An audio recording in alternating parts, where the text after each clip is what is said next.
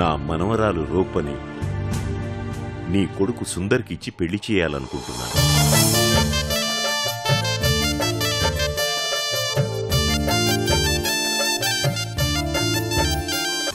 మన ఇంటికి వెళ్దాం పదమ్మా. తాతయ్య, నన్ను క్షమించానని నీ నోటితో చెప్పలేవని నాకు తెలుసు. నిజంగా నువ్వు మనస్ఫూర్తిగా నన్ను క్షమిస్తే నాతో ఇంటికి రామ్మా.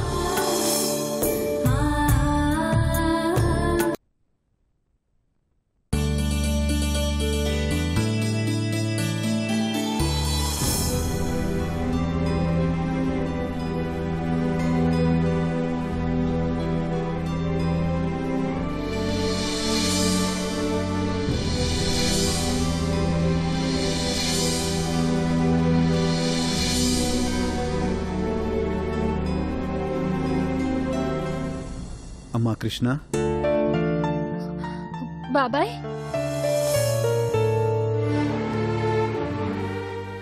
ఏంటిలా వచ్చారు? నాతో ఏదైనా చెప్పాలా? చాలా చెప్పాలమ్మా, కానీ మొహం చెల్లడం లేదు. బాబాయ్, ఏంటి అలా మాట్లాడుతున్నారు? నన్ను క్షమించమ్మా. ఏంటి బాబాయ్ ఇది? ఏమైంది మీకు? ఇన్నాళ్ళు కోపంతో నా కళ్ళు మూసుకుపోయాయమ్మా. అందుకే నేను సరిగ్గా అర్థం చేసుకోలేకపోయానమ్మా. అన్నయ్య వెళ్ళిపోయిన తర్వాత నాన్న పడ్డ వేదన కళ్ళార చూసిన నేను అన్నయ్య మీద ద్వేషం పెంచుకున్నాను. తన వల్ల నాన్నగారికి తలదించుకునే పరిస్థితి వచ్చిందని చాలా బాధపడ్డాను. ఆ ద్వేషమే నిన్ను కూడా దూరం ఉంచేలా చేసింది. కానీ నువ్వు దూరమైన ప్రేమను తిరిగి పొందడం కోసం అటు తల్లిదండ్రులకు దూరంగా ఉంటూ ఇటు దగ్గరవ్వాలనుకున్న మాకు దూరంగా ఉంటూ ఎంత నరకం అనుభవించావో తెలుసుకోలేకపోయాను. నువ్వు ప్రేమగా బాబాయ్ అని పిలిచిన ప్రతిసారి నీ మీద అరిచాను, మాటలతో నిన్ను హింసించాను. కాని నువ్వు అన్నీ భరించి మా సంతోషం కోసం పాటుపడ్డావు. నిన్ను మెడపట్టుకుని బయటికి గెంటినా, నీ వస్తువులు మేం బయటికి విసిరేసినా నువ్వు మాత్రం మమ్మల్ని నీ మనసులోనే ఉంచుకున్నావు.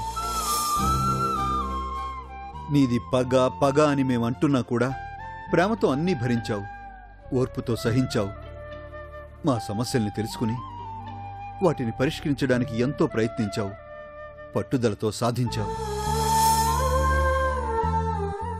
వరసకి నాకు కూతురివే అయినా మనసులో మా అమ్మలా కనిపిస్తున్నావు కృష్ణ. అన్న కూతురు అన్న కోపంతో నీతో ఆప్యాయంగా ఉండలేకపోయాను. కానీ నన్ను కన్న మా అమ్మే మళ్ళీ తిరిగి మా ఇంటికి వచ్చిందని తెలుసుకోలేకపోయాను కృష్ణ.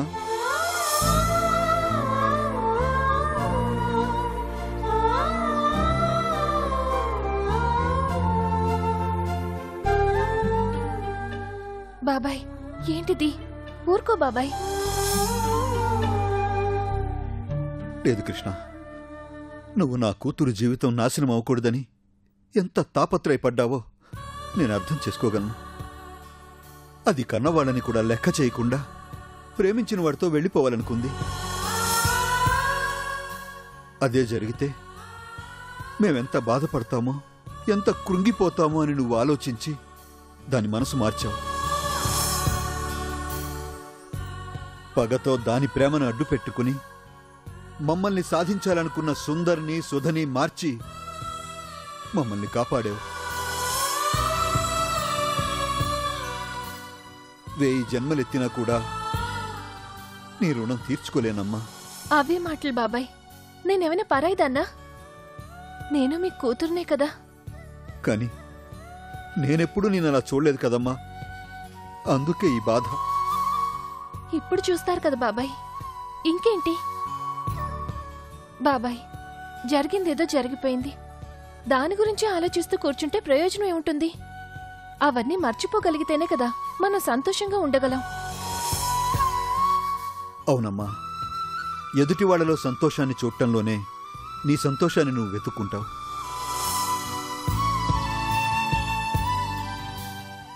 మా అన్నయ్య కూడా నీలాగే ఉండేవాడు. నాన్నగారిని ఎదిరించడం తప్ప వాడంతకుముందు ఏ తప్పు చేయలేదు. మా అందరికన్నా నాన్నగారికి అన్నయ్య అంటేనే ఎక్కువ ప్రేమ ఉండేది. అందుకే వాడు తన మాట కాదనేసరికి తట్టుకోలేకపోయారు. మళ్ళీ ఇన్ని రోజులకి వాడు ఈ ఇంట్లో అడుగు పెడుతున్నాడంటే చాలా సంతోషంగా ఉందమ్మా. ఇదంతా నీ వల్లేనమ్మా. నువ్వు సుఖంగా ఉండాలి. సరేనమ్మా, నేను వెళ్ళొస్తాను. సరే బాబాయ్.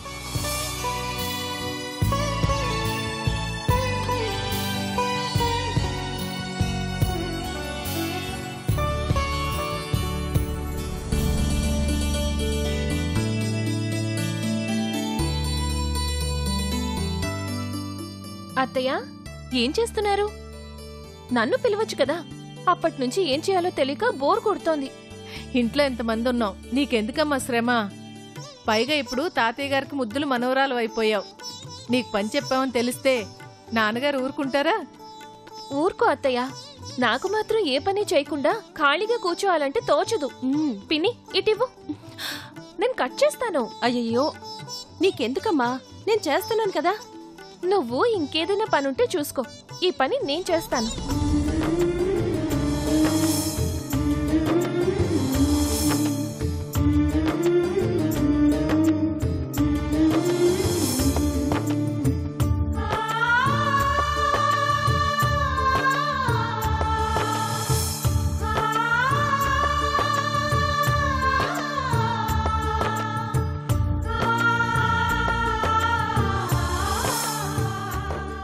ఏంటత్తయ్యా అలా చూస్తున్నారు?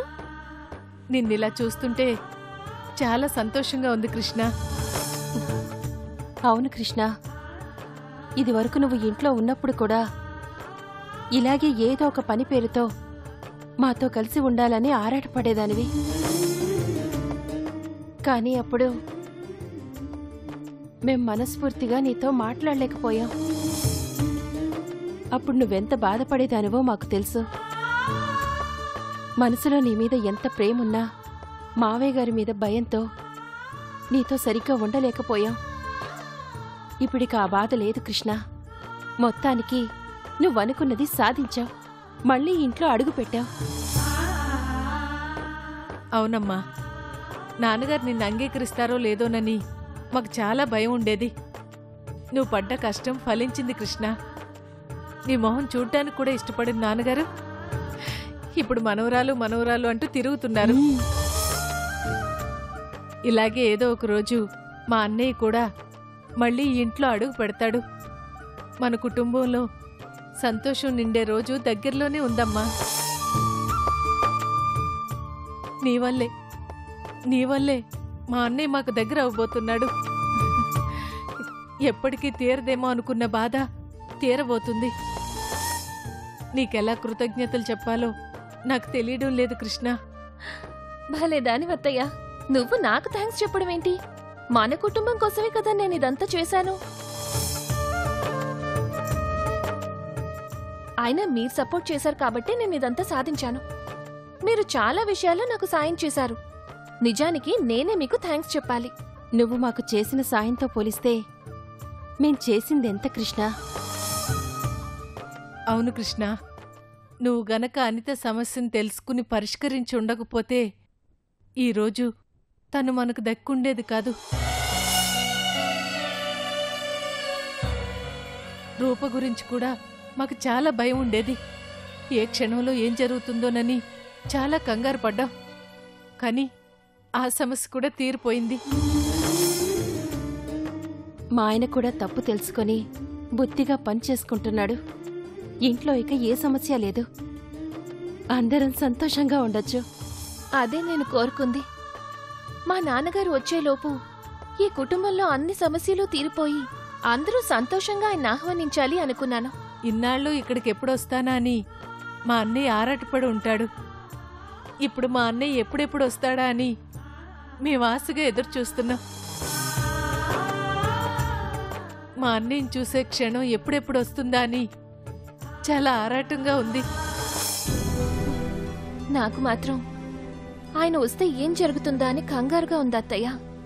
ఎన్ని సమస్యల్ని పరిష్కరించడానికి సహకరించిన ఆ దేవుడే ఈ సమస్యని కూడా పరిష్కరించాలి.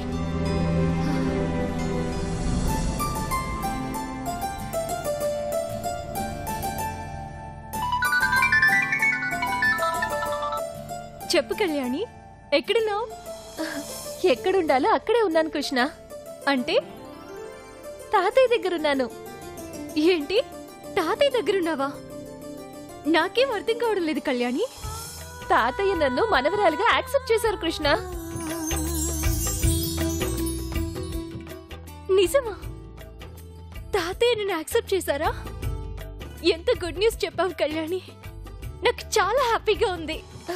అంతేకాదు, ఇంట్లో వాళ్ళందరూ కూడా నన్ను చాలా బాగా చూసుకుంటున్నారు. ఈ సమయంలో నువ్వుంటే చాలా బాగుండు అనిపిస్తోంది కృష్ణ. నాకు అదే కావాలి. నేను తప్పకుండా వస్తాను. నేను వెంటనే బయలుదేరుతున్నాను. ఆంటీ, నేను చాలా హ్యాపీగా ఉన్నాను. నేను చాలా హ్యాపీగా ఉన్నానమ్మా. ఎందుకో చెప్తే నువ్వు ఎగిరి గంతేస్తావు. ముందు నన్ను చెప్పనివ్వండి ఆంటీ. సరే, ముందు నువ్వే చెప్పు. ఏంట్రా అంత హ్యాపీ న్యూస్? తాతయ్య కళ్యాణిని ఇంటికి తీసుకువెళ్లారంట ఆంటీ. ఇప్పుడే కళ్యాణి ఫోన్ చేసి చెప్పింది. ఇప్పుడు కళ్యాణి అక్కడే ఉంది. అందరూ కళ్యాణిని బాగా చూసుకుంటున్నారంట. నిజమా? ఎంత శుభవార్త చెప్పావమ్మా. నేనే నీకు శుభవార్త చెప్పాలని వస్తే ఈలోపు నువ్వే నాకు శుభవార్త చెప్పావు. ఏంటమ్మా, కృష్ణ చాలా హ్యాపీగా ఉంది, అప్పుడే న్యూస్ పోస్ట్ చేసేసావా? అది చెప్దామనే వచ్చానురా, కానీ ఈలోపే తనే నాకు గుడ్ న్యూస్ చెప్పింది.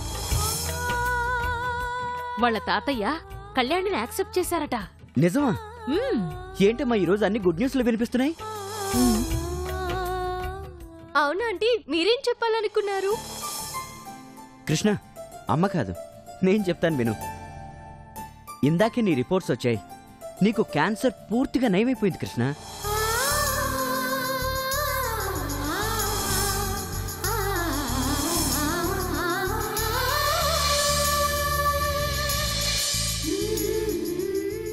నువ్వు నిండు నూరేళ్లు సంతోషంగా బతుకుతావు. నిజంగానా అర్జున్? నాకు క్యాన్సర్ పూర్తిగా నయమైపోయిందా? మొత్తం క్యూర్ అయిపోయింది. నీకే టెన్షన్ లేదు. Thanks Arjun, thank you very much. చూడమ్మా, ఈరోజు అన్నీ మంచి విశేషాలే. అక్కడ మీ తాతయ్య కళ్యాణిని ఇంటికి తీసుకెళ్లడం, ఇక్కడ నీకు క్యాన్సర్ క్యూర్ అయిపోవడం నాకు మాత్రం చాలా ఆనందంగా ఉంది. నాకు చాలా ఆనందంగా ఉందా ఆంటీ? నాకు వెంటనే వెళ్ళి తాతయ్యని చూడాలనిపిస్తుంది. వెళ్ళమ్మా, ఇంకా ఆలస్యం ఎందుకు? వెళ్ళు. వెళ్ళొస్తాను అర్జున్. అలాగే.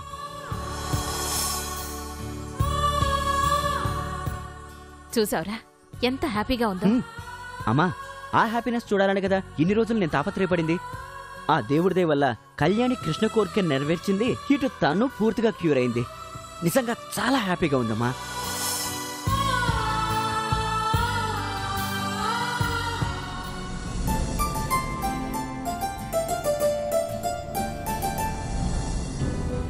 ఏమండి, కాఫీ? Thank you.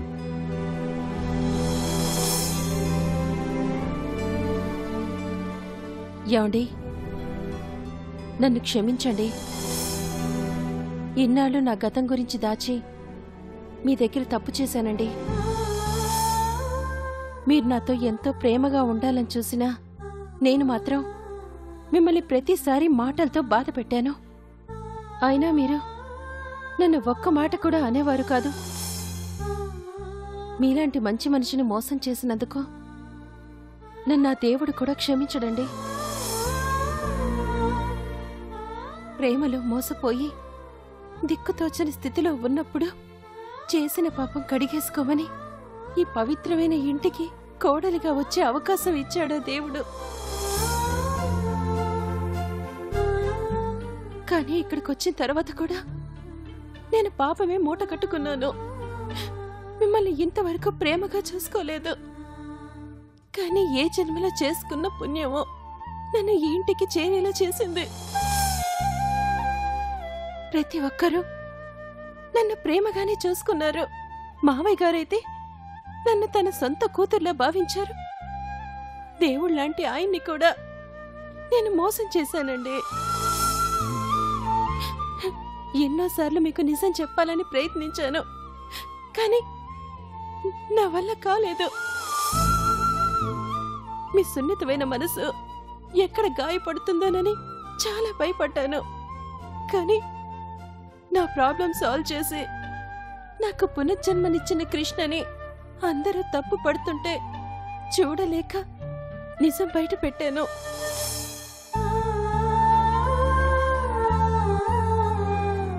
పిచ్చిదానా, ఇన్ని రోజులు ఈ విషయం నువ్వు దాచటమే పెద్ద తప్పు. ముందుగా నాకు చెప్పి ఉంటే ఎప్పుడో నీ ప్రాబ్లం సాల్వ్ చేసేవాణ్ణి. నువ్వు నన్ను అర్థం చేసుకుంది ఇంతేనా అనిత? నువ్వేమీ కావాలని చేయలేదుగా. వాడెవడో నిన్ను మోసం చేశాడు. దానికి నువ్వెంత నరకం అనుభవించావో నేను ఊహించగలను. అసలు పెళ్లికి ముందే ఈ విషయం చెప్పుంటే ఇంకా బాగుండేది. ఇన్ని రోజులు నీలో నువ్వు కుమిలిపోతూ బ్రతికే అవసరం ఉండేది కాదు. నిజం తెలిస్తే మీరు నన్ను ఎక్కడ దూరం చేస్తారో అని భయపడ్డానండి. అందుకే చెప్పలేకపోయాను. మీకు ఇంటికి దూరంగా వెళ్ళి నేను ఒక్క క్షణం కూడా బతకలేను. ఇలా చూడనిత, నువ్వు నాతో ప్రేమగా మాట్లాడకపోయినా అందరూ నన్ను పెళ్లాంచాటు భర్త అన్నా ఏం మాట్లాడకుండా ఎందుకు ఉండేవాడినో తెలుసా? నీ మీద ఇష్టం వల్లే. నీ మెడలో తాళి కట్టినప్పుడే ఏ రకంగానూ నేను బాధ పెట్టకూడదని నిర్ణయించుకున్నాను. అలాంటిది నిన్ను నేను దూరం చేసుకుంటానా? ఏమండి,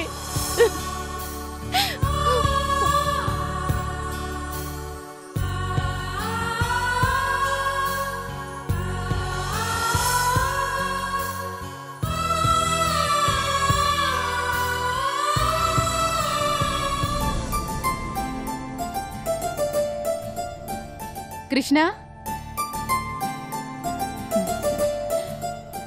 చూసావా అమ్మా, నువ్వు రాగానే ఇంట్లో ఎంత సందడి మొదలైందో. ఎప్పుడు చూసినా మిల్లు పనులు అంటూ తిరిగే మీ బాబాయ్ ఈ మధ్య కాస్త అందరితో గడుపుతున్నారు. బాధ్యతగా కూడా ఆలోచిస్తున్నారు. ఇప్పుడు కూడా ఆయనే దగ్గరుండి క్యారియర్ పెట్టించుకొని తీసుకెళ్తున్నారు. కాబోయే అల్లుడు కదా పిన్ని, ఆ మాత్రం బాధ్యత తీసుకోకపోతే ఎలా?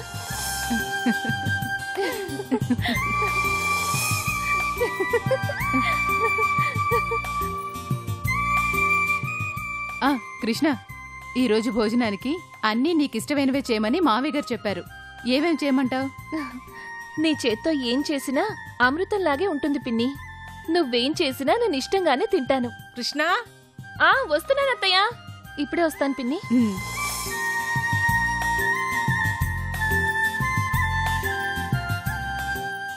అమ్మ కృష్ణ, ఏంటమ్మా ఇది? పొద్దుటి నీ కాఫీ ఇవ్వాలని తిరుగుతున్నాను. ఇటు వచ్చేలోపు అటు వెళ్తావు, అటు వచ్చేలోపు ఇటు వెళ్తావు. ఇప్పటికి 3 సార్లు చల్లారిపోయింది. కాఫీ తాగినంతసేపైనా కాస్త కుదురుగా ఉండు. తాగు.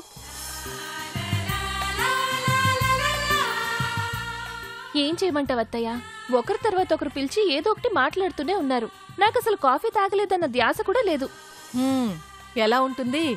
ఎప్పుడు అందరి గురించి ఆలోచించడమే కాని నీ గురించి నువ్వెప్పుడైనా ఆలోచించుకున్నావా? నా గురించి ఆలోచించడానికి మీరందరూ ఉన్నారు కదా అత్తయ్య. సరే సరే, టిఫిన్ రెడీ చేసి పిలుస్తాను. ఇటివ్వు.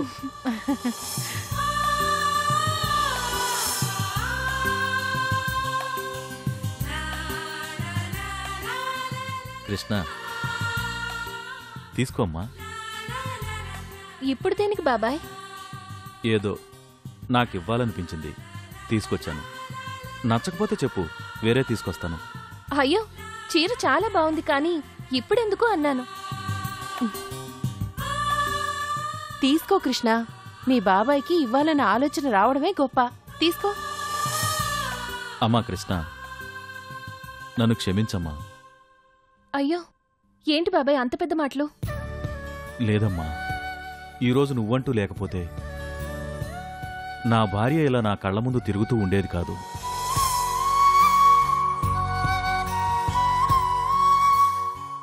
నువ్వంటూ ఈ ఇంటికి రాకపోతే నేను ఆ అమరగాడి చేతిలో కీలుబొమ్మనై ఈ ఇల్లు ముక్కలు కావడానికి కారణమయ్యేవాణ్ణి. ఏ ఊరి ప్రజలైతే శివరామకృష్ణ గారి కుటుంబం గొప్ప ఉమ్మడి కుటుంబం అనేవారో ఆ ఊరి ప్రజల ముందే మా నాన్నగారు తలదించుకునే పరిస్థితి వచ్చేది. సమయానికి నువ్వొచ్చి నా భార్యని, నన్ను, మన కుటుంబాన్ని కాపాడావు. థ్యాంక్స్ అమ్మా. అలా మాట్లాడుతున్నారేంటి బాబాయ్? నా కుటుంబం కోసమే కదా నేను కష్టపడింది, నా వాళ్ళ కోసమే కదా నేను ఆలోచించింది. శివరామకృష్ణయ్య మనవరాలిగా ఈ ఇంటిని కాపాడాల్సిన బాధ్యత నాకు ఉంది. అయిపోయాయా మీ తండ్రి కూతుళ్ల పరామర్శలు? అయినా ఏంటండి ఇలాంటి సంతోష సమయంలో ఇలా బాధపడ్డాలు, క్షమాపణలు అడగడాలు? అయినా పెళ్ళే ఇన్నాళ్లైనా నేను అడిగితే గాని చీర తీసుకొచ్చివ్వరు. అదే మీ కూతురికైతే అడగకుండానే తీసుకొచ్చారు.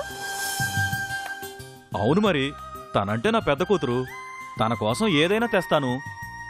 నీకు తీసుకురావాలన్న రూలేం లేదు కదా. అయినా నేనిచ్చే వరకు నువ్వు ఊరుకుంటావా ఏంటి? వారానికో చీర కొంటూనే ఉంటావు కదా. చూడు కృష్ణ ఎలా అంటున్నారో. టూ మచ్ బాబాయ్. వారానికొకసారి చీర ఎలా కొంటుంది పాపం? నెలకి 4 చీరలే కదా కొంటుంది. రెండు ఒకటే కదా. అవును, ఇంతకీ రూపెక్కడ కనిపించడం లేదు? పెళ్లికళ వచ్చింది కదా, సిగ్గుతో గదిలో నుండి బయటికి రావడం లేదు. అయితే నేనే వెళ్తాను. సరే పద.